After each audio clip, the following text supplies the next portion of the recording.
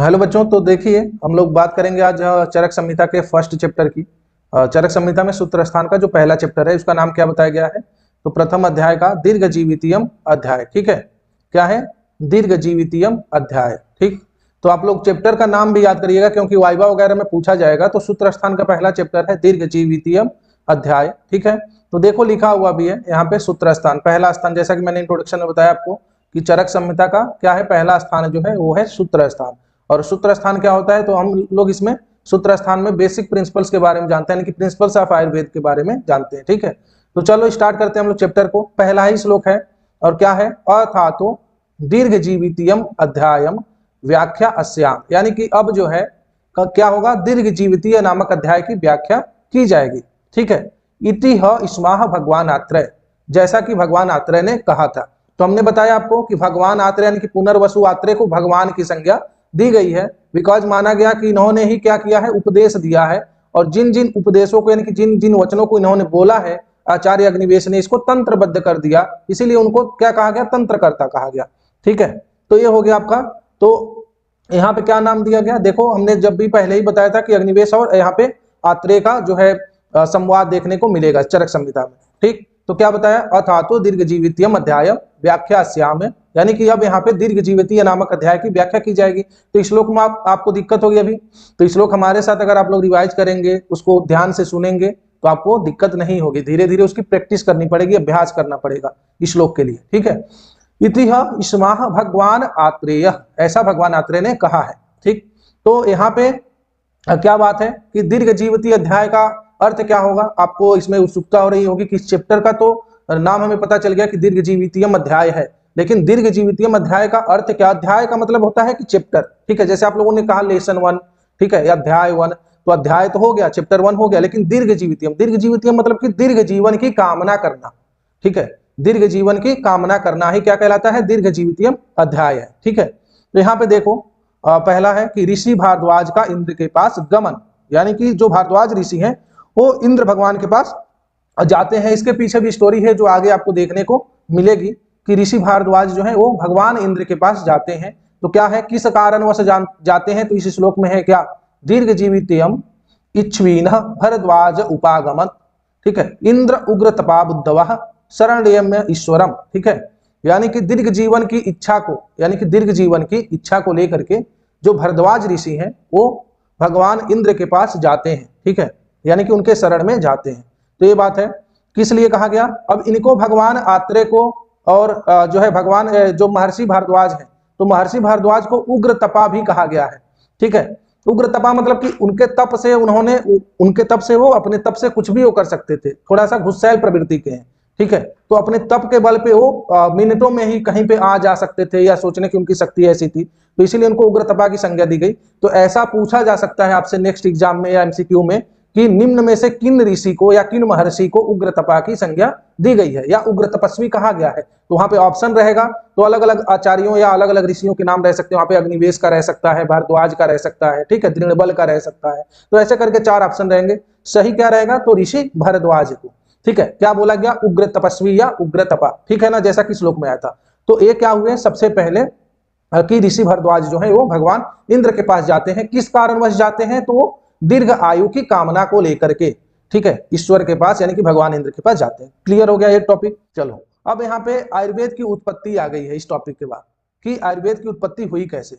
ठीक है, तो आयुर्वेद की उत्पत्ति में आपको जैसे अष्टांग हृदय में भी देखने को मिला होगा। अच्छा, सर ने बताया होगा आपको पदार्थ विज्ञान में भी आयुर्वेद की उत्पत्ति मिलेगी, लेकिन संहिता में कैसे है? तो आयुर्वेद का अवतरण जो है माना गया है कि सबसे पहले क्या किया, तो श्लोक में भी आता है बच्चों। श्लोक एक बार आप लोग देख लीजिए। ब्रह्माणा ही यथा प्रोक्तम आयुर्वेद प्रजापति, यानी कि ब्रह्मा जी के द्वारा क्या हुआ है? आयुर्वेद को स्मरण किया गया है। ठीक है, ब्रह्मा ही यथा प्रोक्तम आयुर्वेद, यानी कि ब्रह्मा जी ने क्या किया है? आयुर्वेद का स्मरण किया है। ठीक है, और उन्होंने अपने मानस पुत्र को, यानी कि जो प्रजापति हैं, यानी कि दक्ष प्रजापति हैं, उनको क्या किया? आयुर्वेद का ज्ञान दे दिया। तो फर्स्ट स्टेप इज द कि ब्रह्मा ने क्या किया है? आयुर्वेद को रिकॉल किया या कॉल किया, मतलब कि उसको स्मरण किया। स्मरण करने के बाद उन्होंने आयुर्वेद का ज्ञान ज्यों का त्यों, मतलब जैसा उनको था वैसा उन्होंने अपने मानस पुत्र को, यानी कि दक्ष प्रजापति जी को, या प्रजापति कह लो, उनको ज्ञान दे दिया।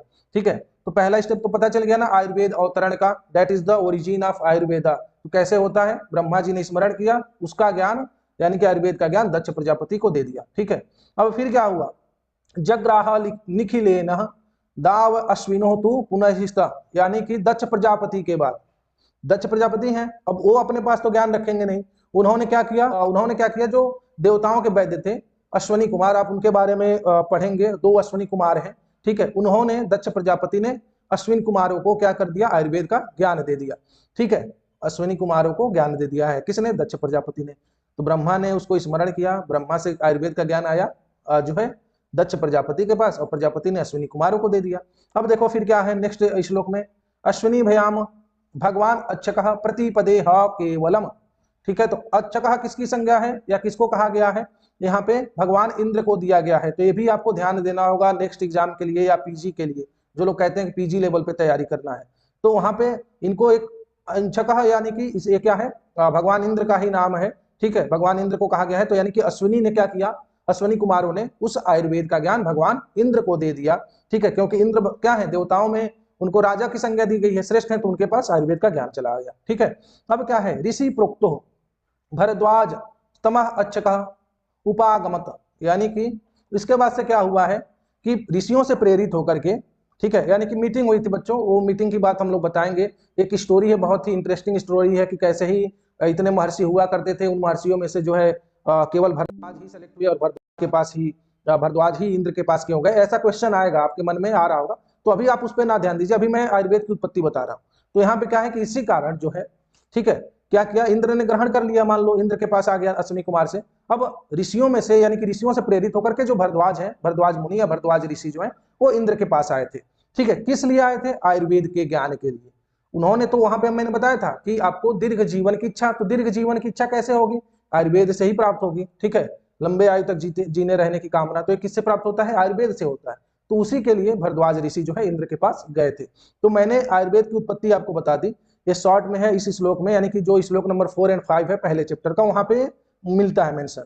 ठीक है, तो एक बार मैं रिकॉल कर देता हूं आपको, आयुर्वेद अवतरण बहुत ही इंपॉर्टेंट टॉपिक है, क्वेश्चन भी पूछेगा या पदार्थ विज्ञान में या अष्टांग हृदय या संहिता के में। ठीक है, तो आयुर्वेद अवतरण कैसे है, ब्रह्मा जी ने स्मरण किया था, ठीक है, आयुर्वेद को, ब्रह्मा जी से ज्ञान चला गया दक्ष प्रजापति के पास, यानी कि उन्होंने बताया दक्ष प्रजापति को, और दक्ष प्रजापति से अश्विनी कुमार को ज्ञान प्राप्त हुआ आयुर्वेद का, और अश्विनी कुमार ने भगवान इंद्र को ज्ञान दिया, और भगवान इंद्र से किसको प्राप्त हुआ है ज्ञान, तो वो है हमारे भरद्वाज ऋषि। तो अभी तक तो क्या था कि अभी तक आयुर्वेद का ज्ञान जैसे जिसको प्राप्त था ना, वैसे उन्होंने दे दिया, यानी कि जो है अश्विनी कुमार से भगवान इंद्र तक वैसे ही आयुर्वेद का ज्ञान प्राप्त हुआ था जैसे पहले का था। लेकिन जब उन्होंने भगवान इंद्र ने भरद्वाज ऋषि को ज्ञान दिया है, तो वो बहुत ही संक्षिप्त में दिया है, वो आगे आपको वो वाला भी वाक्य या वो स्टेटमेंट पढ़ने को मिलेगा, मैं आपको बताऊंगा। ठीक है, तो ये आयुर्वेद का अवतरण है। बाकी आप लोग अभी टीचर आपको पढ़ाएंगे कि भरद्वाज से जो है आत्रेय पुनर्वसु हैं, पुनर्वसु के 6 शिष्य थे, अग्निवेश भेल जतुर्कण पराशर, ठीक है, हारित और क्षारपाणी ये लोग थे, और वहां से उनसे ज्ञान प्राप्त हुआ है, तो अग्निवेश तंत्र बना, और अग्निवेश तंत्र से चरक का जो है प्रति संस्कृत वर्जन पहला, और वहां से दृढ़बल ने इसको क्या किया, फिर से रिकॉल कर दिया। तो ये है पूरा इतिहास है, ऐसे ओरिजिन हुआ। ठीक है, तो अब क्या हुआ, यहाँ पे आ जाओ टॉपिक पे कि विघ्न भूता यदा रोगा प्रादुर्भूता शरीरिणाम, ठीक है, तप उपवास अध्ययन ब्रह्मचर्य व्रत आयुषाम, ठीक, तदा भूते स्वने क्रोशम पुरस्कृत्य महर्षय समेता पुण्य कर्मारा पा सर्वे हिमोता शुभे।